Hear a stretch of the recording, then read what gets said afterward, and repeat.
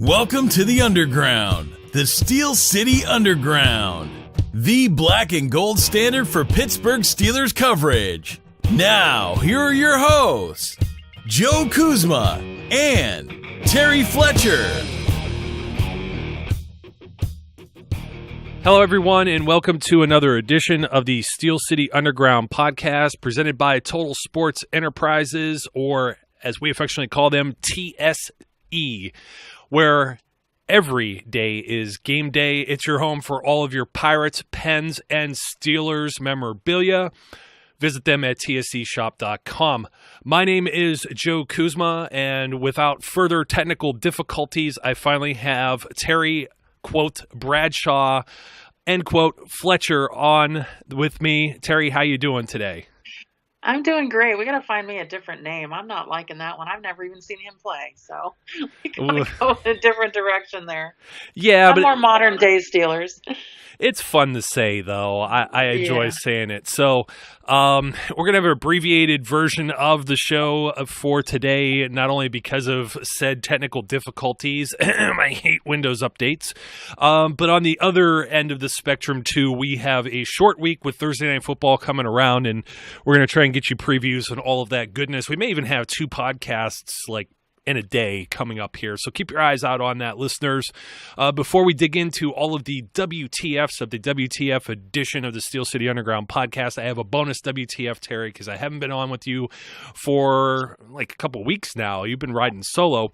This one happened. It has nothing to do with football. This is a bonus. Would you let someone deliver Amazon packages by using a key and opening your door and leaving it in your home? No, I actually have Amazon Prime, probably just like you do, and no, I would not allow that to happen. So. No, it's fairly ridiculous. I mean, I'm just thinking to myself, yeah, sure, just give the burglars the keys. You just never know. But I have a family member. I almost named him too, but I was just to protect the guilty here. Always says stuff about robbing banks and stuff. He isn't serious, but he always talks about that sort of stuff. Oh, what's preventing someone from shooting someone when there's a bunch of fireworks on the 4th of July, that type of thing. And he'd be the first to want the keys for Amazon. So even though I said we were on borrowed time here, I had to come up with that one because that's a good one. I could waste the rest of the episode on Martellus Bennett. And folks, if you hadn't heard about this, Martellus Bennett had a little boo-boo, and he couldn't play for the Green Bay Packers and was having a fight with their team doctor and ran his name through the mud and said all kinds of other disparaging things and basically quit on the team. He was a very high-priced and valued free agent, one that I actually liked, especially for my own fantasy team and for those type of reasons. I thought he was going to blow it open because, like the Steelers, the Packers have been missing a tight end threat for several years as well. Going back, you probably remember guys like Mark Chmura and Jermichael Finley, who ended up exiting the league, I think, with a back injury and a healthy insurance settlement. So Martellus Bennett comes along and cashes in on a huge deal after telling all the New England Patriot fans in the offseason that after winning a Super Bowl ring, he was not going to take a home team discount, et cetera, et cetera. He wanted paid. He basically made that known, got paid by a contending team, the Green Bay Packers, and then just basically stunk the joint out and was unhappy when Aaron Rodgers got hurt. So earlier last week, the Green Bay Packers had enough of his antics, released him, cut him. So he goes on the waivers, only to be claimed by the New England Patriots, which is suspicious all in of itself because that means the New England Patriots have maybe the third or fourth best record in the NFL. So waiver wire wise, they're at the bottom of waiver claims, just like the Steelers are right now. It's all based on your record. I believe it's a current record, and even if it wasn't, last year they won the Super Bowl, they'd be the bottom. So think of this as draft order. The worst teams are at the top of the waiver wire, right? And they have to assume the contract of the player that some of it or whatever isn't guaranteed. I don't know all the contractual things, so I'm not going to try and get into that. But anyways, there's reasons why teams might not be interested because they might not have the cap room for a Martellus Bennett contract, okay? So that's part one of that. Part two is that the guy quit on his team and then said, at one point he had said also that he was going to retire. This was going to be his last year. Then all of a sudden he said he was going to have shoulder surgery. And then it comes out on Monday morning, Ian Rappaport reports, and I don't think Ian meant it this way because Ian blows smoke up this guy's butt maybe a little too much from what I've seen with all these tweets, but he says that Martellus Bennett told, or maybe his agent told other teams to not pick him up off the waiver wire because he was going to get shoulder surgery. And to me, that sounds an awful lot like, don't touch me because I'm going to go back to New England. This thing stinks, Terry. It does. It's so suspect. I mean, it's almost like when LeGarrette Blount walked out and just stopped playing and left the stadium when, in the early years of Bell, and then, the Patriots picked him up. But to me, if you tell people not to pick you up and then all of a sudden you're automatically back on a team you want to be on and you're out there practicing when you're supposed to have surgery, I mean, it's kind of like, I saw one tweet about this, which I thought was really a great analogy. And somebody said, it's like that kid that's too sick to go to school, but still goes out to play. It's just like, exactly. Nobody likes that kid. So I don't know, if the tampering thing might come up, but I sent something out and hashtag tampering because I just think sometimes, I don't know, I think the Patriots get away with some things that other teams don't, just like the Cowboys, and it really kind of bugs me.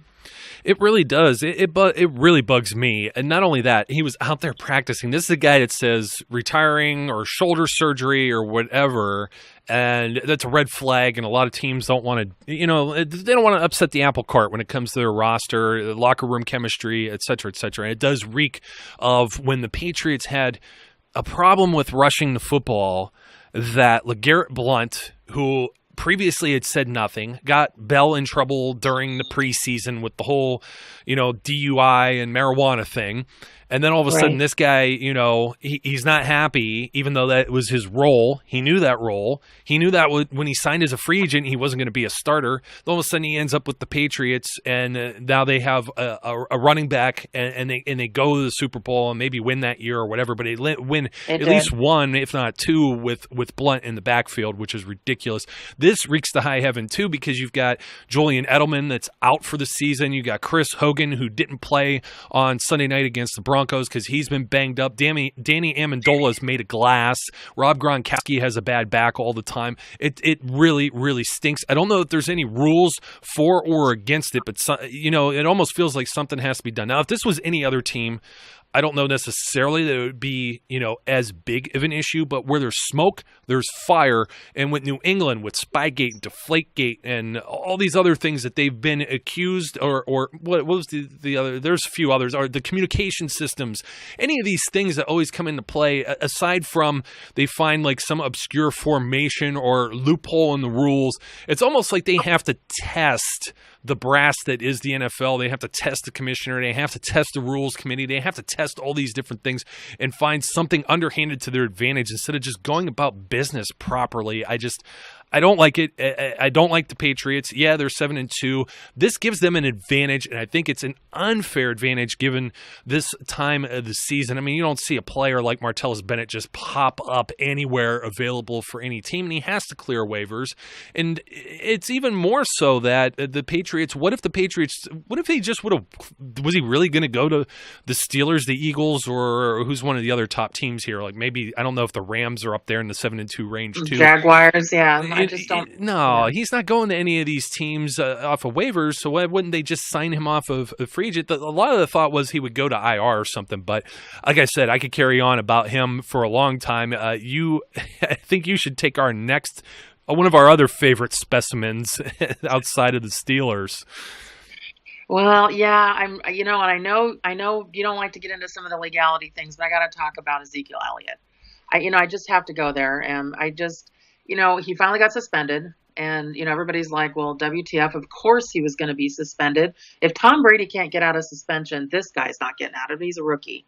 And I think one thing that people miss about that whole thing, whether he did or didn't or whatever, he's never come up to a podium and said, I did not, do this domestic violence thing. But people don't understand that even though it happened in college and, he's now in the NFL and it happened before he was drafted, this is the deterrent the NFL on the collective bargaining agreement said, is that this is so players can't absolve themselves from responsibility for wrongdoing, that it carries over into the NFL. And that's what happened here. Whatever he did do, which, obviously there's a lot of evidence that he did it, that, he can't absolve himself. But the funny thing here's my WTF on all this. If he would have just taken his 6-game suspension, he would have been done with it. He would have been absolutely done with it. And let's face it, if you look at their record, the first 3 games, it looks like he was gone anyway. I mean, they were terrible. And then now, and this is Jerry Jones just totally being about his own agenda. There's reports of him out there wanting to sue certain, teams, and, because of the commissioner getting his contract extension or trying to. And, they don't have Zeke now for 4 national games, including Thanksgiving. Who does that? That's just stupidity on somebody who's supposed to be really, really smart in the business world as far as the Cowboys. I mean, they're like the richest team out there. And so to me, that was just like, you guys are done. I mean, he's leaving the country now to go, I guess, work out and reflect on what's going on. I'm thinking, okay, but dude, you're not here in November and December football, and they just lost a game without him. Not saying he's the whole team, but Dak's great, but without a passing game, or without him there to open up that passing game, they're going to have some issues. Yeah, and I was calling Ezekiel Elliott my comeback player of the year because he just kept coming back. But you can only go so far up the food chain with all these circuit courts and everything else. I mean, I think the next stop was going to be, there was one more before the Supreme Court. And it's one of those things between labor unions and managements. And I don't even understand all of that either. And it's just funny because one week you have him and one week you don't. And he's on one of my fantasy teams. I got him like in the 25th pick, 2nd round. I couldn't resist. I had him and Le'Veon Bell in first place record right now because I have those two stacked up. But there are there's like 2 different sets of rules going on here for all the players, because you have Joe Mixon over on the Bengals that did stuff in college, and he just comes in the NFL with open arms. He wasn't even permitted to go to the NFL Combine. He was not invited. Wow. So for a very similar type, it maybe not the same, but it's domestic violence sort of guy hitting a woman sort of deal. So another guy. Yeah, I think it was charge versus not charged. Not enough evidence to charge, and Zeke got charged. So I think that was the biggest thing. Ben was never charged for anything either. Right, and we still hear about all this crap to this day from especially opposing fans who bring the R word into it, and just makes me sick. I know. But Me too. 2 different sets of rules. Marshawn Lynch pushes a referee, gets suspended for a game. Vontaze Burfict, already a repeat offender, hits a referee, gets ejected from a game, and he's not suspended.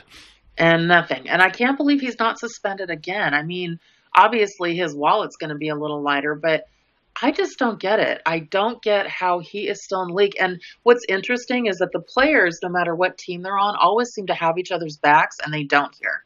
There's so many players, especially Steeler players. I mean, between Ramon Foster and Le'Veon Bell, and those guys are just like, why is he still in the league? Because he doesn't try to be a game changer as far as taking the ball away or making the play. He tries to injure. And I was listening to Steve Smith this morning on him, on Good Morning Football. And he had some really, he's like, this guy has so much talent. He said, but with everything he does on the field, he goes, you just can't see the talent for the, kind of the trees for the forest, because of all the shenanigans he pulls and all the stuff he does. And then he flips off the fans as he's walking off the field. It's like, okay, typical Cincinnati.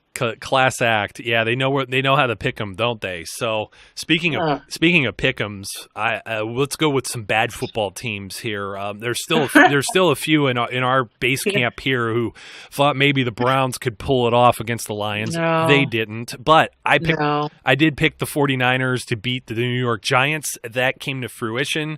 San Francisco, maybe not the most talented team, but a lot more disciplined than what Ben McAdoo's working with. Well, Ben McAdoo, I mean, they just need to cut ties there in New York. He's the head coach of the Giants, if you're not aware, offensive coordinator underneath Tom Coughlin. They felt there were problems with Tom Coughlin. It was time for a fresh face. They're already comparing this guy with, I think his name was Ray Hanley, who went like 6-10 years ago, one of the worst Giants coaches ever. And the Giants are very much an esteemed traditional organization, much like the Steelers. They already released a statement on Monday saying it's not the way they do business, getting rid of McAdoo, but these players have already phoned it in. This looks like the other New York team last year with the Jets that just, folded up halfway through the season, and I don't even know that they're going to play. Yeah, it's sad to me because I think, Eli Manning, he's obviously a very celebrated quarterback, 2 Super Bowls, one I think he got lucky on, but he's never out. He is a quarterback that just doesn't lose time. He doesn't get injured. He's a decent quarterback for sure. And I think he just doesn't have a good offensive line to keep him upright, but he doesn't have any weapons. He doesn't have anybody really to do anything with. And he's been trying to carry this team on his back forever. And he's not that kind of quarterback. He can't carry a team. He's got to have help. And so, yeah, they're bad. But did you see the Denver game? I mean, playing the Patriots. Brock Osweiler. Did you see when he made a throw and instead of throwing it away, he actually hit a guy in the head with his pass? Oh, I mean, 2 teams are paying him right now. Denver's paying him about, $50,000 a game to play, the bare minimum. And then the Browns, because of the contract, they're paying him almost $1 million a game to play. And this guy stinks. WTF. He is terrible. And I had high hopes for him. Imagine this, though. Denver they had a decision between either Brock Osweiler for a franchise tag or Von Miller because they could only do one about 2 years ago. And there was some criticism about what they would do at quarterback. And this is why I always bring up the drafting a quarterback or developing a quarterback thing. This guy was developed under Peyton Manning, one of the greatest of all time. No doubt Peyton Manning, one of the greatest of all time, right? What did Brock Osweiler ever develop into? Nothing. They draft Paxton Lynch, who everyone was going crazy. Who did we take? Artie Burns? And we want a quarterback. We want a cornerback. First guy that the Steelers draft a corner, first one in the first round in 25 years or whatever it was. You get a guy, and it's that's not. Zach said this, Celedonia. Not that cornerback. We want a different one. But and then Denver moves up to get Paxton Lynch, who can't even beat out Trevor Siemian or a Brock Osweiler that is couldn't even make the Cleveland Browns squad. I mean, which surprises me because they've got. Their general manager with Elway. General manager, VP of everything. He's just in charge of that organization, and he's been just so impressive over the years. But some of his decisions the last couple of years just haven't panned out for him.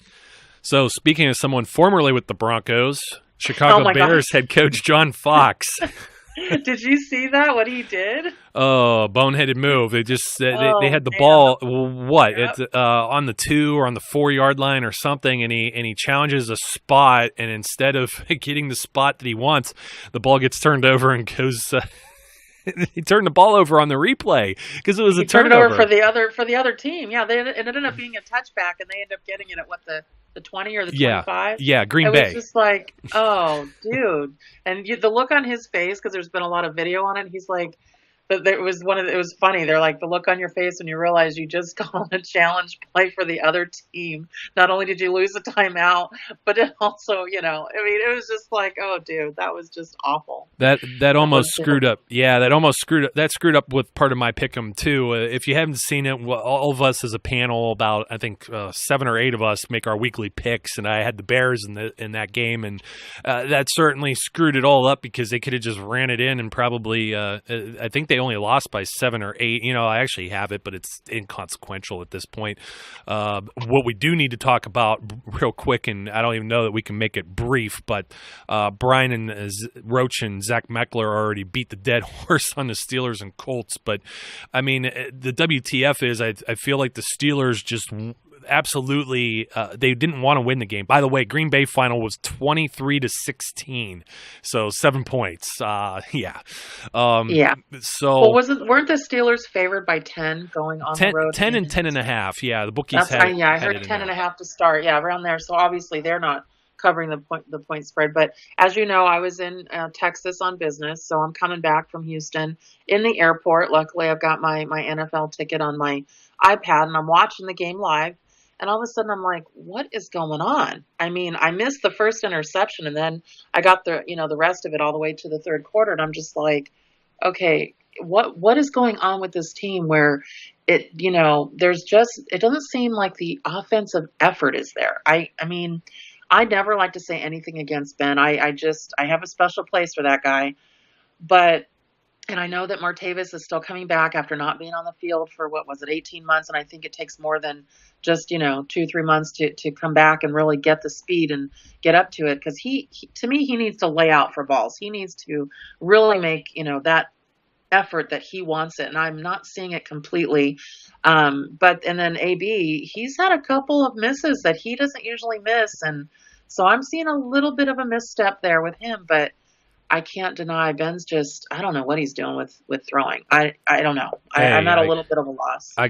I got just totally destroyed on Facebook, but I went back and trolled some people on Facebook and Twitter about halftime of the game when I said Ben could be the weakest link, and you see both sides, the yin and yang of good Ben and bad Ben. So if they play like the way they did for most of that second half, they blow the Colts out. So they got out of their vacation funk, at least come out of that with a victory. They got to stay ahead of the Patriots in that regard. But my biggest WTF was definitely Chris Boswell not only missing a field goal, hitting the post. I mean, that takes away some points, but I think it was Jesse James that gets beat, but thank God he makes this game-saving tackle, really, because you could return the point after try for a 2-point conversion if you are the defensive team, and Jesse gets beat, it gets blocked. I said I would have just grabbed the guy. I know it might make it like a 40-some yard point after, but what's better, that or giving up 2 points in a game that's that close to already losing? I mean, it's just... I agree. Well, and Jordan Berry, I mean, the fact that he got down there so quickly and then made the guy change directions so that he could be tackled by Jesse. And, a lot of people say things about Jesse, that he's very pedestrian, he's not a great blocker. He's okay. He's good enough to be starting. He makes some things happen that, I don't think he's the best blocker, but I think he makes some blocks, makes some things happen like that. And I think he always gives effort. He'll never be Heath Miller, but he's definitely earned where he's at because he's consistently okay. And I know we got to wrap it up. So let me just a couple of things I just want to add to this. One of the things is, and I didn't have this on the list real quick, but WTF for me is, and I know James Harrison is 39, but if he has a back injury, why is he still in lifting weights? He was lifting 145-pound dumbbells today. Come on, people. I don't know. He's got the same people in his camp as Martellus Bennett. What can I tell you? I know. Exactly. Well, the last thing, and I actually wanted to see if you saw anything on this. Haley was on the sideline, and you could see him mouth, shut the F up, Ben, after the delay. Well, so Ben's up there. We know it's he's trying to get that touchdown down. They had the wrong person out there for the 2-point conversion, and then they had to call timeout. And then all of a sudden, they took the delay of game. And, you heard Ben after the game saying, we didn't know what was going on.